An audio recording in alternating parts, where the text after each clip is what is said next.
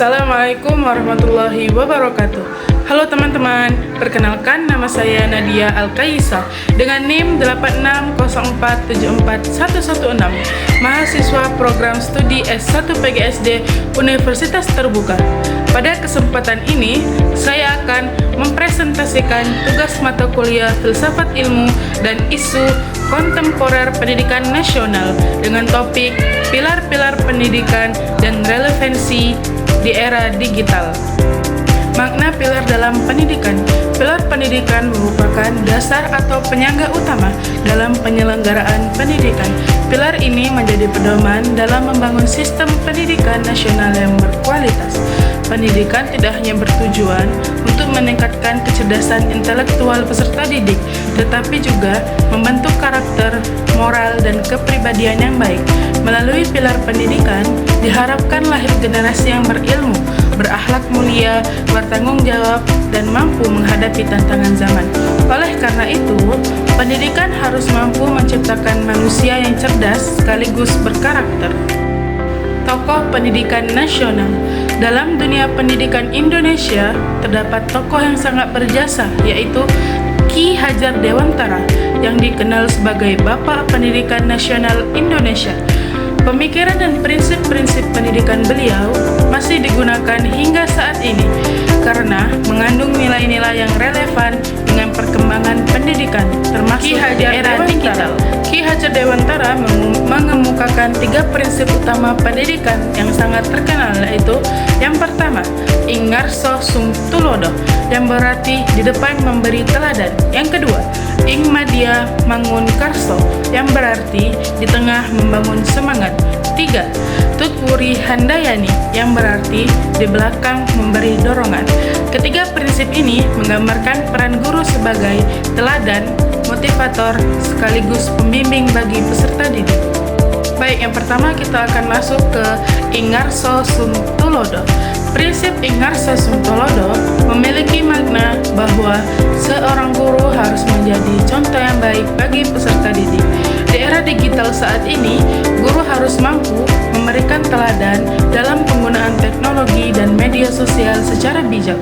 Guru juga perlu menunjukkan etika digital, kedisiplinan, serta tanggung jawab dalam memanfaatkan teknologi.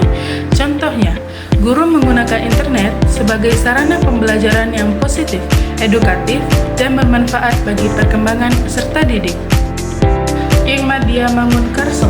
Prinsip ing madya mangun karso berarti guru berada di tengah-tengah peserta didik untuk membangun semangat belajar mereka. Dalam era digital, guru dituntut untuk menciptakan pembelajaran yang menarik dan inovatif dengan memanfaatkan teknologi. Guru berperan sebagai fasilitator yang mendorong kreativitas dan partisipasi aktif siswa. Contohnya adalah penggunaan video pembelajaran, kuis online, dan diskusi virtual yang dapat meningkatkan motivasi belajar peserta didik. Tutwuri handayani.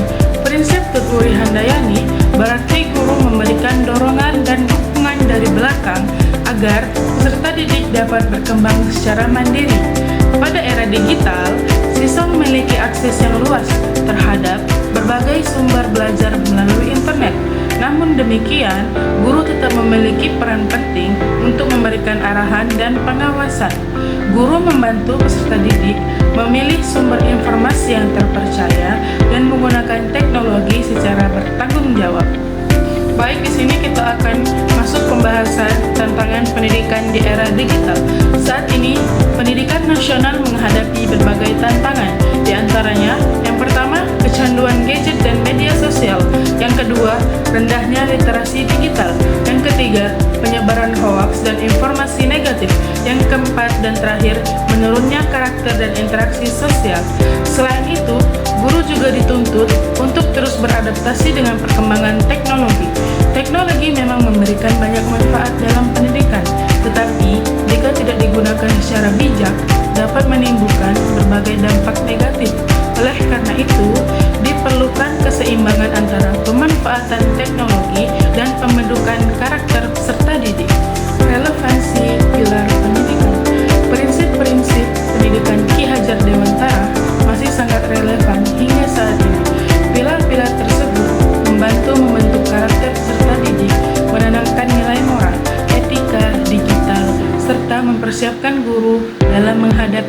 perubahan teknologi. Melalui penerapan prinsip-prinsip tersebut, pendidikan dapat tetap bersifat humanis, berbudaya, dan tidak kehilangan nilai-nilai kemanusiaan di tengah perkembangan teknologi yang semakin pesat. Intinya, teknologi harus diimbangi dengan pendidikan karakter agar menghasilkan generasi yang berkualitas. Refleksi, di era digital tidak boleh menghilangkan nilai-nilai kemanusiaan dalam pendidikan. Meskipun teknologi berkembang sangat cepat, peran guru tetap tidak dapat digantikan karena guru berfungsi sebagai teladan, pembimbing, dan motivator bagi peserta didik. Pendidikan harus mampu menciptakan generasi yang cerdas, kreatif, serta memiliki akhlak yang baik. Oleh karena itu, pilar pendidikan Ki Hajar Dewantara dapat menjadi solusi dalam menghadapi berbagai persoalan pendidikan nasional saat ini. Kesimpulannya, sebagai penutup dapat disimpulkan bahwa pilar pendidikan menurut Ki Hajar Dewantara masih sangat relevan dalam menghadapi perkembangan pendidikan di era digital.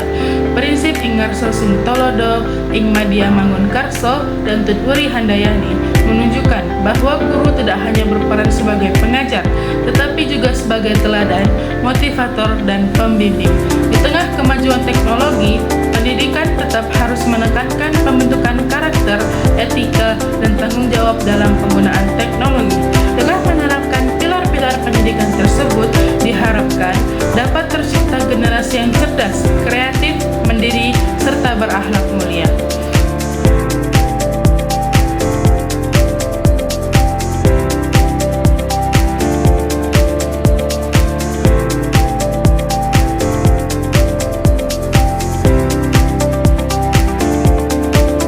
Mungkin itu saja yang dapat saya presentasikan. Terima kasih atas perhatian Bapak dosen dan teman-teman semua. Saya akhiri. Wassalamualaikum warahmatullahi wabarakatuh.